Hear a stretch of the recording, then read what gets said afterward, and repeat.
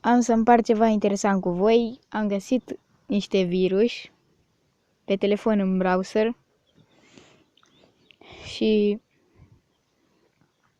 este vorba despre 6 virus. Ok, dăm instalare.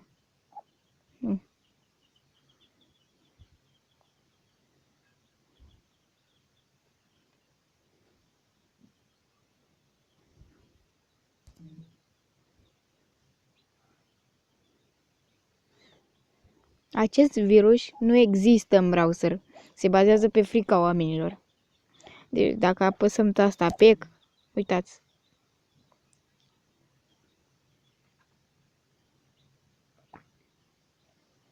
Se face că intră și descarcă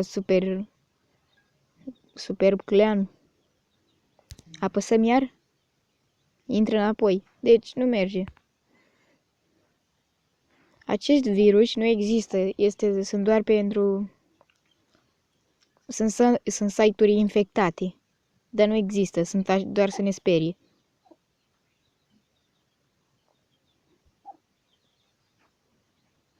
Tot ce trebuie să faceți este să stați liniștiți.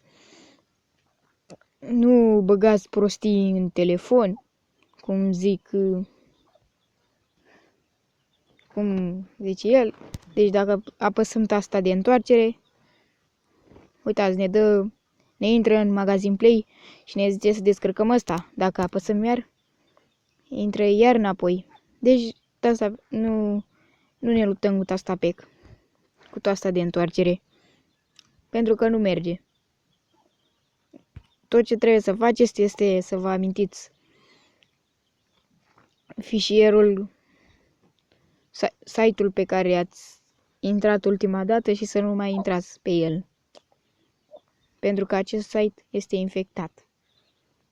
Uitați, tot ce trebuie să facem, dăm aici și dăm X.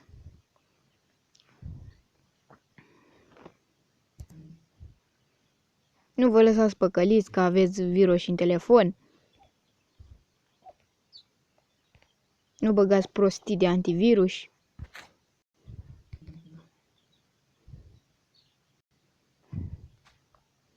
Eu mă numesc Flavi, dacă v-am ajutat cu ceva, dați like, subscribe.